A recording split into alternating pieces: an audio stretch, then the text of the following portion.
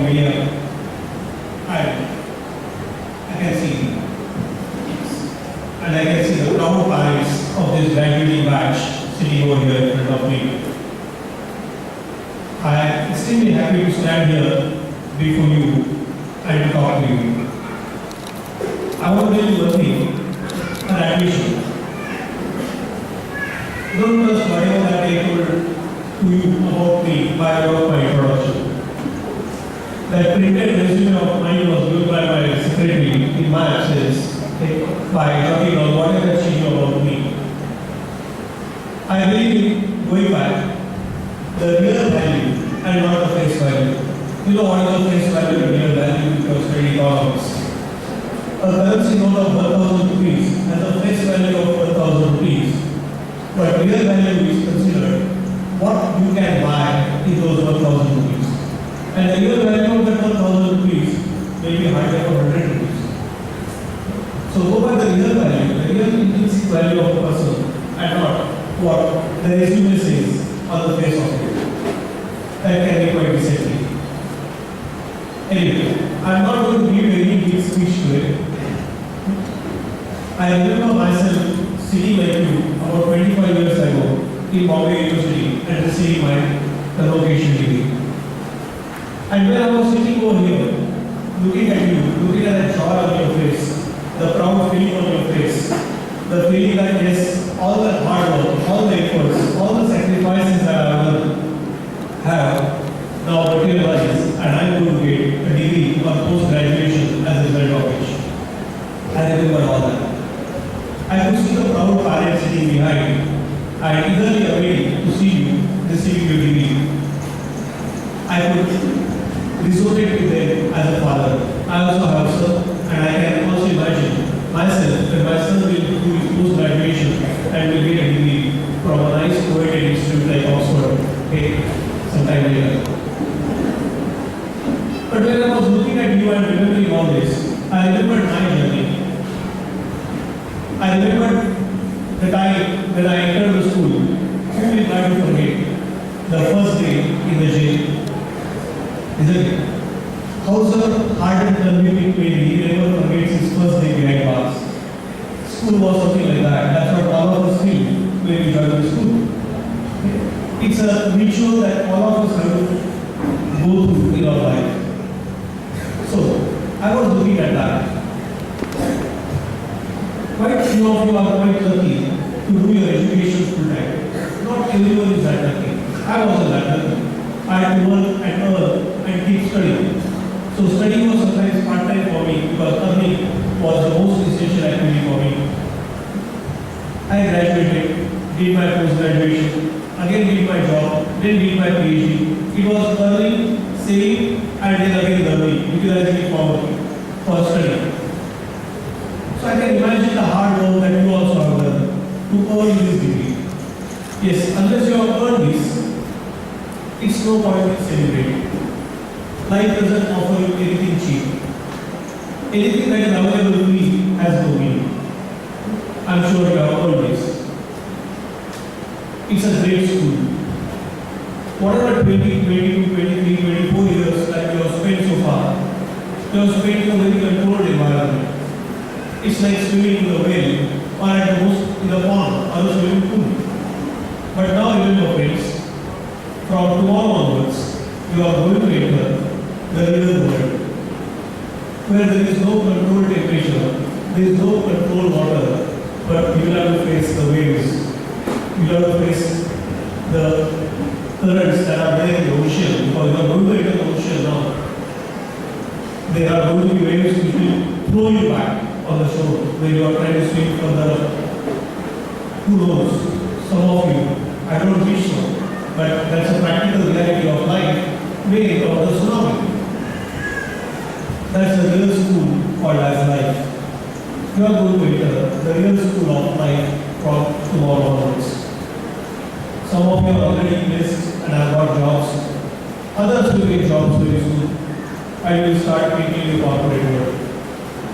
Remember dear friends, the only knowledge that will come to your head is what you have acquired.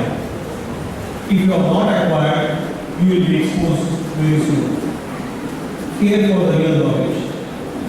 What matters hereafter is not which degree you have, which college you have passed out from. No, not at all. That will aid the moment you take the degree and go back and sit in your place. What matters hereafter is the hard work that you put in, the dedication with which you work, the honesty that you display, and most importantly, the positive attitude with which you work. No one will tell you what to do. That will be restricted only to a very limited part, what we in management call as job description. But successful people do not restrict themselves to that job description, which is your former job. They will be doing so many things. They work on their own. They will take risks in life. They work as if the company that you are working in is your own company. And how will you work? Work as if it is your own company. Work diligently, work smart. Don't just do donkey's work.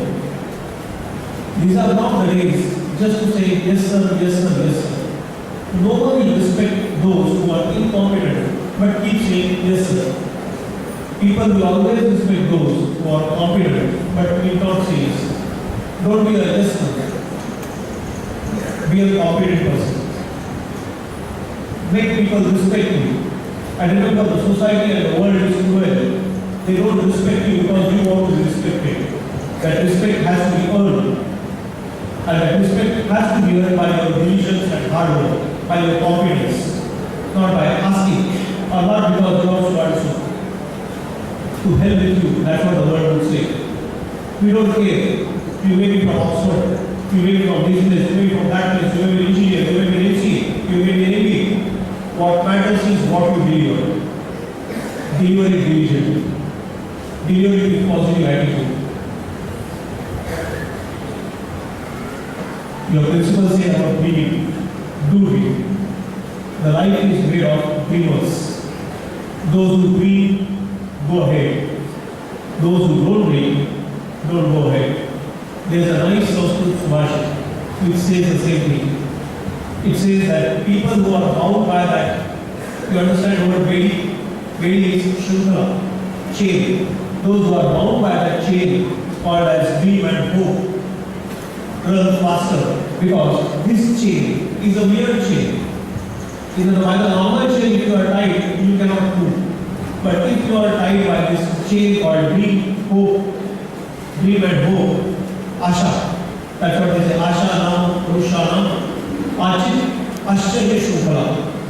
It's a musical strange chain that those who are bound by this chain will run faster, will grow faster, will go to great heights. And those who are not bound by this chain will not go anywhere. So, do dream.